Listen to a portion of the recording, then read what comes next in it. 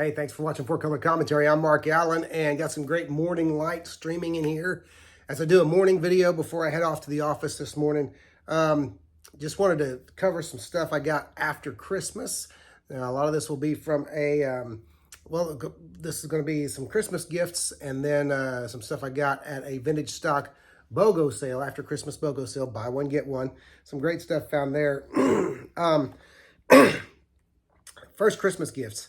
I've been following the Scott Snyder, Greg Capullo Batman run from the New 52. Got volume 6 from my brother and sister-in-law, Batman volume 6.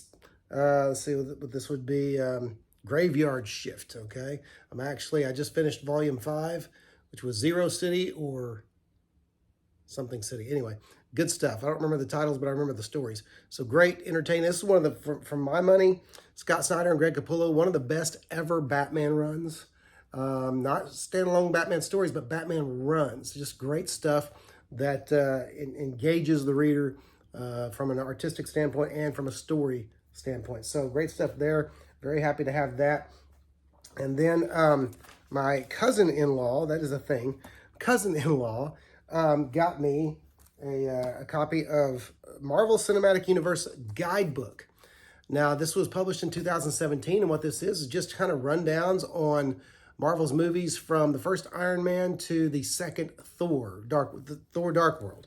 And I'll give you an example of kind of some of the things that are in here. You have some cool, cool concept art there, painted art there with Tony Stark working on his armor. You have, or on his first armor, you have some rundowns on characters found in the movies, and concepts. Arc Reactor, Phil Coulson. You have a great picture there of Robert Downey Jr. as Tony Stark, and then Tony Stark and Iron Man over here from the comics.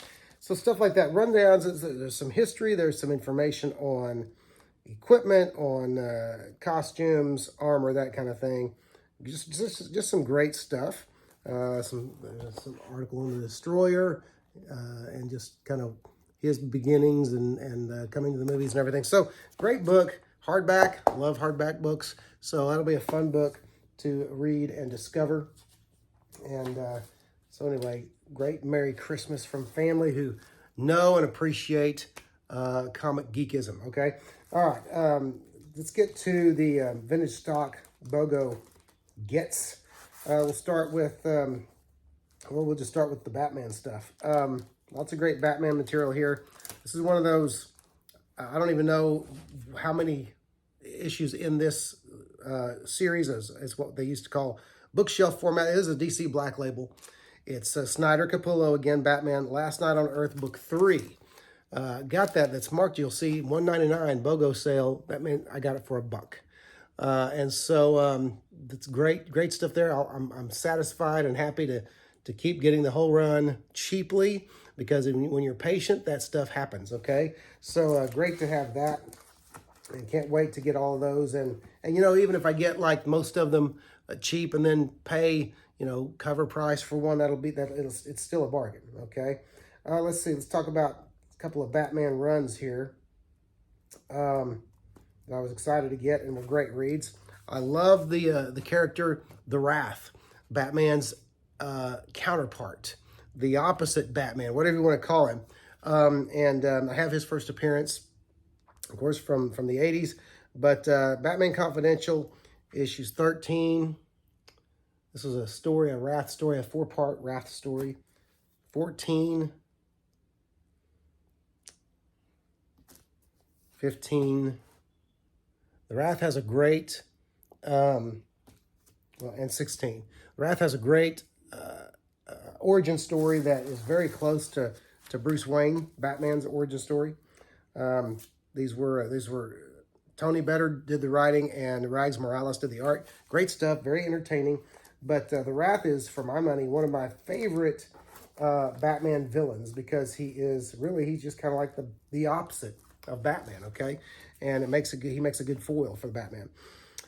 Another great series, a great mini-series by Andy Kubert, one that I was aware of but did not, never picked up. And since I got them for $1 a piece, thanks to BOGO, I was happy to pick these up. Damian, Son of Batman. A great story, a kind of a what-if type story of Damian becoming the Batman. And great. I tell you, Andy Kubert's art, both he and his brother, but Andy Kubert's art is just amazing. His storytelling is amazing, and just I love the dramatic covers. So again, great buy for $1 a piece. Thanks to Vintage Stock's BOGO sale. This is, again, from a couple of weeks ago, obviously, or not quite a couple of weeks ago, but after Christmas.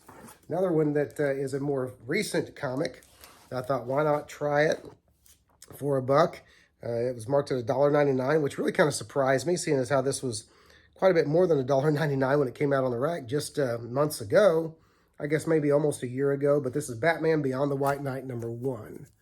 Got it for $1. And so it was a good read. You know, I don't think I'm going to pursue it unless, you know, the others just happen to come along for cheap. But, you know, it's a great read. Let's see here. Let's look at some, of course, always excited to get decent, you know, Marvel Bronze Age stuff for a good price. It was $1. It's $1.99 for $1. Marked $1, so BOGO makes it $1. Marked $1.99, so BOGO makes it $1. There you go. Marvel 2-in-1 #9, The Thing and Thor. The great Gil Kane cover on there. And so great stuff there. Now, Puppet Master, never been one of my favorite villains, but I love Marvel 2-in-1s though. Alpha Flight number 53. Marked at $1.99, so I got it for $1. This was, I don't remember now if this is first Jim Lee cover or first Jim Lee full art for Marvel. I don't remember. It's significant, though. And for $1, I thought, yeah, let's just get that. But anyway, it's early Jim Lee and early Jim Lee Marvel. And that is actually he did the inking on that. Carl Potts did the art. I've always liked that cover, though. I was one of the few readers still buying Alpha Flight along at this time, and seeing Wolverine come popping out of a box like that, the box robot, just kind of cool. Now, if we're honest, those of us who watched or who read Alpha Flight at the time, knowing Wolverine's close connection to Alpha Flight, we're always just itching for and waiting for the next Wolverine guest shot. Even though we liked the characters, we're still waiting for Wolverine to pop up. And I don't know if I'm the only one who's like this, but I was hoping there was a part of me, a secret part of me that was hoping at some point Marvel would just go ahead and move Wolverine to Alpha Flight. But they never did. I think that would have been great. I would love for John Byrne to have done that. But anyway, okay, did find a kind of a cool variant. This was a second printing, Marvel Legacy second printing. And it looks like it's somewhat sought after. But I got it for $1. Incredible Hulk number 709. And it is a Mike Deodato cover. And so great stuff there. Reminiscent, of course, of World War Hulk.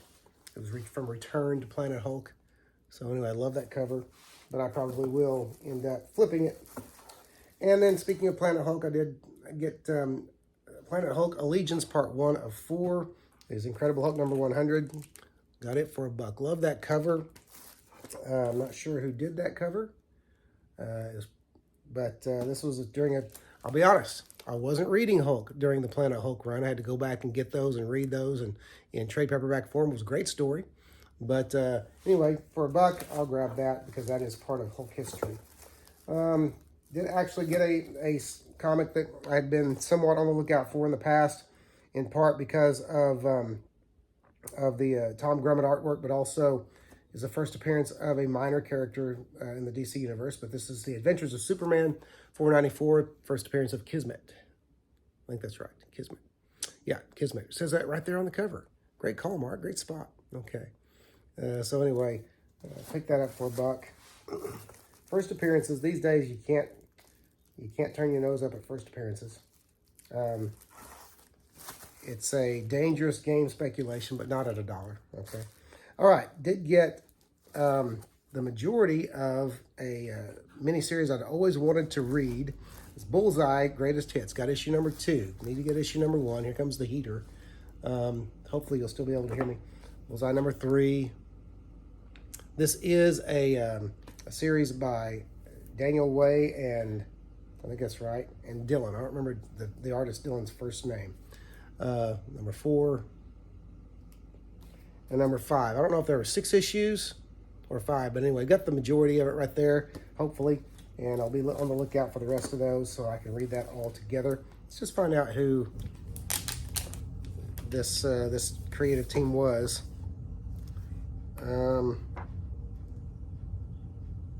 Daniel Way?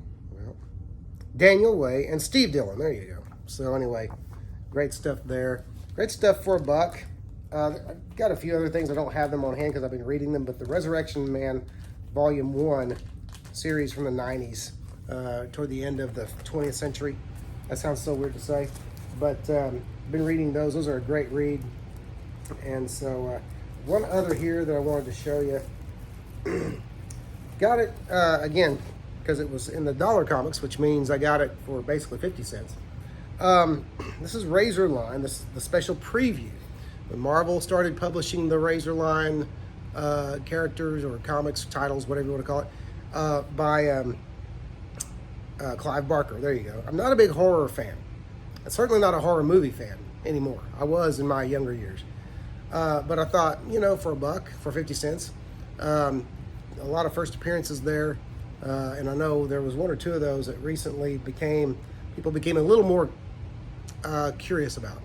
And so picked that up for 50 cents. Thought that was a good buy just to have, just to pack away and have for, you know, some unforeseen event in the future. Who knows?